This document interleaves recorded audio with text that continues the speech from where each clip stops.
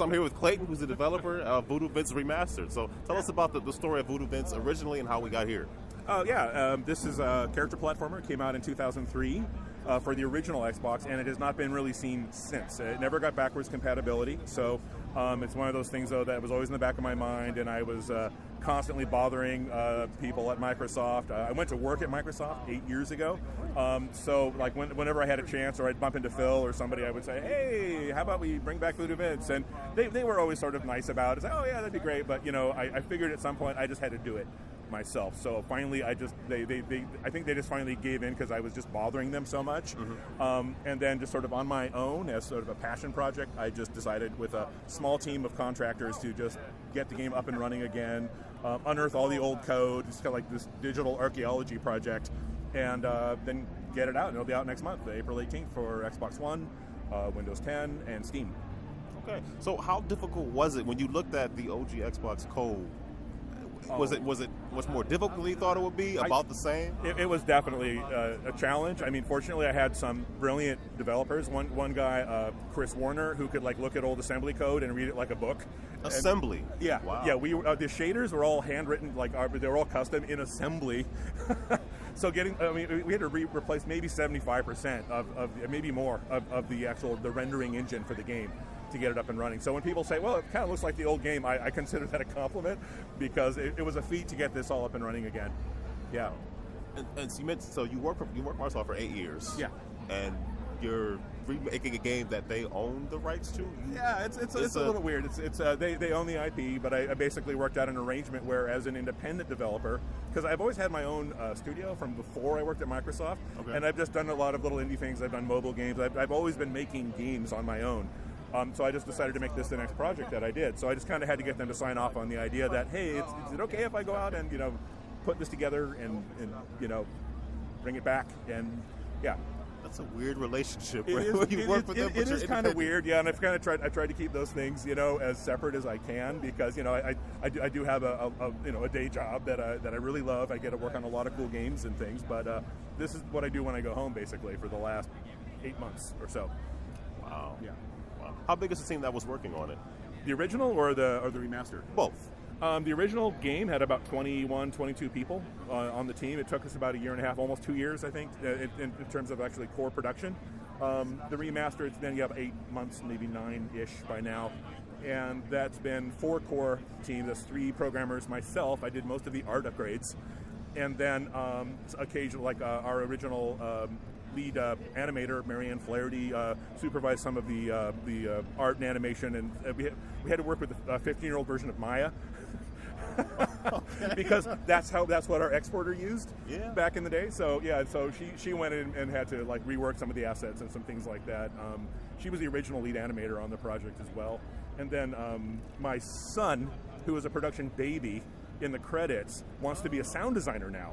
Okay. So I had him redo a few of the sound effects. So he's both a production baby and a credit on the remaster. That's kind of awesome. Yeah, it's child labor. It's it's a wave of the future.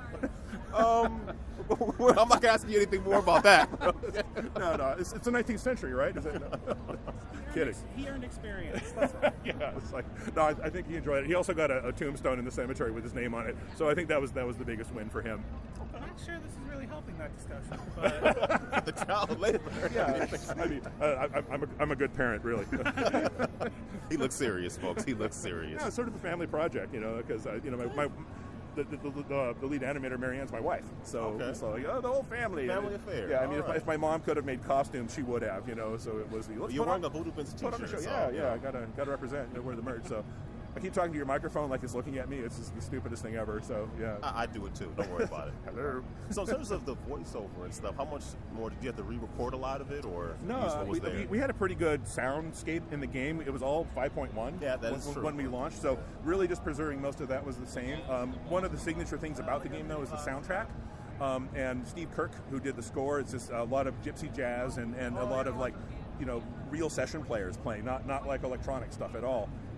Actual instruments. Yeah, and so we wanted to just keep that as is for the most part. He remixed about 3 tracks and then he replaced one track completely because we liked the original, but it felt a little too slow, kind of low energy for the level. So we had him do a new version of it. It's one of the Bayou levels because I wanted to get more of a kind of a Cajun feel around that, and he did a really nice job on that. So it's got a beautiful new score on that one level.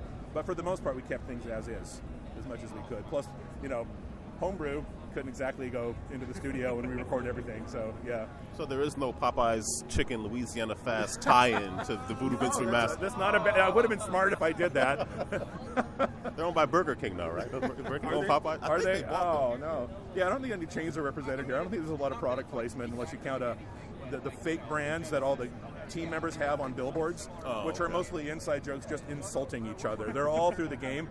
I'm a little worried because we had a teen rating in 2003. Yes. We still have a teen rating, but you can now read all the jokes we wrote to each other. Because it's clear. So resolution makes it different. And I look at them. I think we're okay there, but some of them are definitely kind of a borderline as far as the sort of things we were saying to each other. So yeah. So I guess to wrap it up, could you think of one thing that you wanted to put in the original that you were able to? That's not just the looks, the sound, all that kind of stuff. Just one thing that just you really wanted to do that you're able to do now. Wow. Does anything come to mind? Are you under pressure now? I don't know. I'm sorry. No, it is. It's funny because I think, like I said, just getting it up and running at 1080p, 60.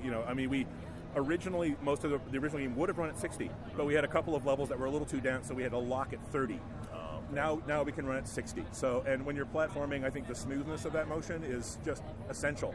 So I feel a lot better about the gameplay on this versus how it was, in 2003. While it feels the same, I think it's going to feel better in a lot of ways. So that's my favorite bit. But it was also nice to add achievements and all that stuff. They didn't exist yet. They did not. We also started coding Rumble, this Vibrate, yes. and we never finished. So we finished that for this version. I know, it's dumb. Really? Yeah. I remember that. Yeah, we never did. It's funny because in 2003 it was sort of like it would have been nice, but no one wasn't cared. a bullet point. Right. Was that like a box that they would tick on the back of the OG Xbox Probably. games? I didn't think about that. Yeah, but I don't think it was completely. It was by no means universal, and Microsoft seemed okay with us not doing it because we didn't do it. But yeah, it's nice to get that back in, So yeah. I do have one last question. Sure. Are you in any way responsible for Blinks or the Blink sequel? No, I didn't have anything to do with Blink. I'm just curious. It's kind of like back then, there were all these sort of cute mascotty games, Yes. So we were off doing ours. The guys doing Blinks were doing theirs. Double Fine was working on Psychonauts. So it was kind of a mixed bag of sort of platformers and mascot type games that everyone was kind of putting out there to see what stuck. And I mean, there was one that stuck. That was Master Chief. He became the mascot. But at the time, we thought, who's our Crash Bandicoot? And he was like, no, it's Master Chief. So yeah, that's. Well, thank you, Clay. I look forward to seeing Voodoo Vince and an update for Killer Instinct. Yeah. Thanks for coming. Thank you for your time. Yeah, appreciate it. Nice meeting you. Yeah.